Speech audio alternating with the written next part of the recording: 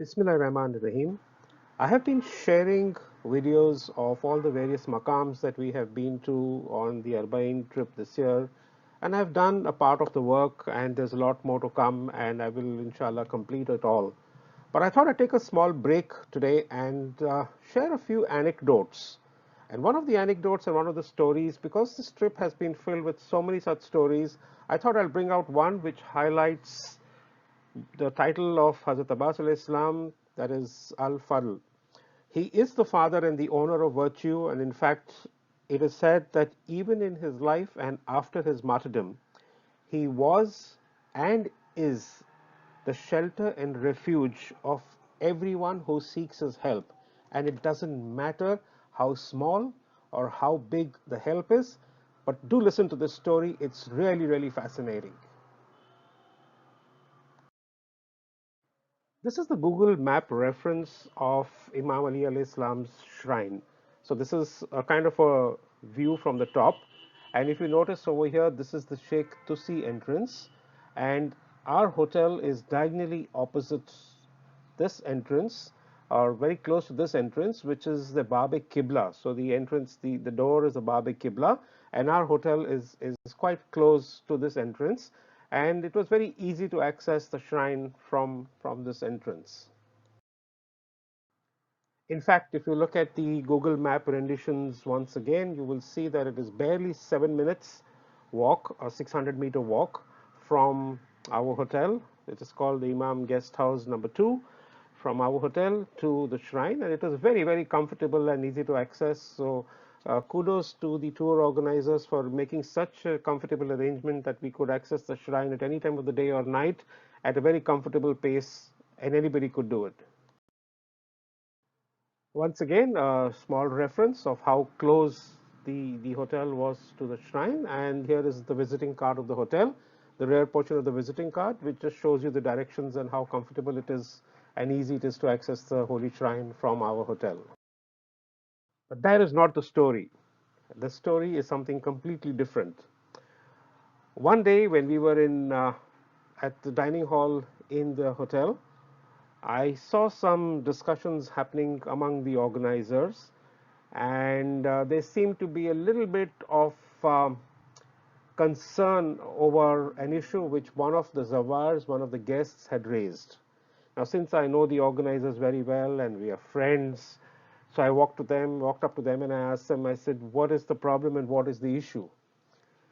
I'm inquisitively helpful or helpfully inquisitive, you can call it whatever you feel like.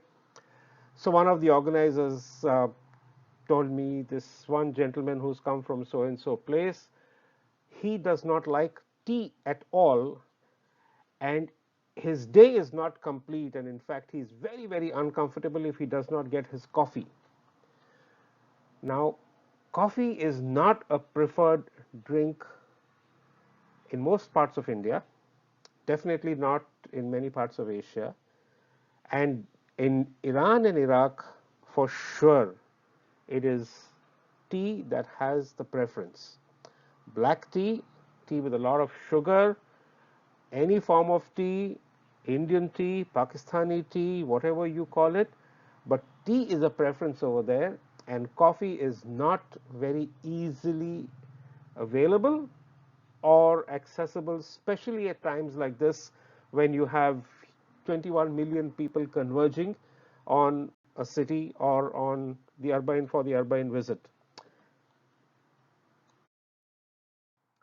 So the question was, how how do you organize coffee for this Zawar? You didn't want him to be unhappy. You didn't want him to be uncomfortable. He needed to have his coffee, and there is a system where every day the organizers, one of the organizers who's generally responsible for the marketing of the consumables that we have for our meals, the breads and the eggs, they go to the market every day and they get fresh stock for us, and that's something that's really very nice, because then you have fresh food that you can eat every day. And it's either they were not able to get it from the market, or there was still time for them to go to the market or whatever, but this person was uncomfortable and the organizers were wondering whether they how they should handle this, whether they should go and buy it for the person, look for it in the market, or what should they do, because it possibly even meant going a little further away on the outskirts of the city towards where the larger supermarkets are. There would be a possibility that one would get coffee for this person over there. Now, as I mentioned, I am the inquisitively helpful type or the helpfully inquisitive type. And generally, when I go to a new place or a new city, whether it is for just kind of any kind of tourism or religious tourism or spiritual tourism, I do like to explore the neighborhood. And right across our hotel, there was a sign which caught my eye, and it said Al Kafil Store. Now, I found it very fascinating because Al Kafil is the global network that manages Hazrat Abbas alayhi salam's shrine, and they're doing a phenomenal amount of work in terms of setting up projects, infrastructure, and if you have been following the news, Bibi Zainab Salamullah's new shrine has been built, executed, deployed, and developed by the Hazrat Abbas alayhi salam shrine.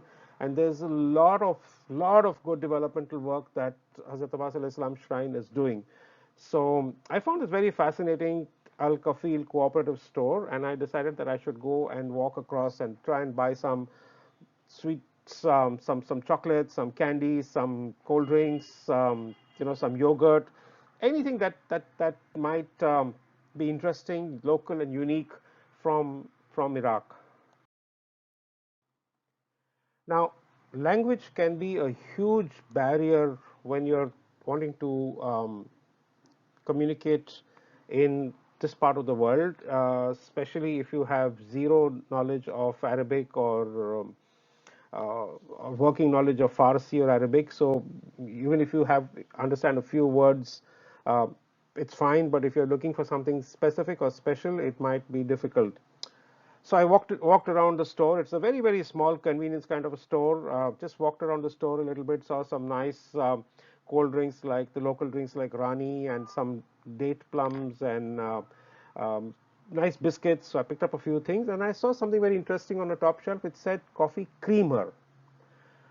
So I took it down, and it was obviously not coffee. It was the creamer. It was the milk, the dried milk, the powdered milk that is put inside the coffee to make it um, to give it the milky feeling.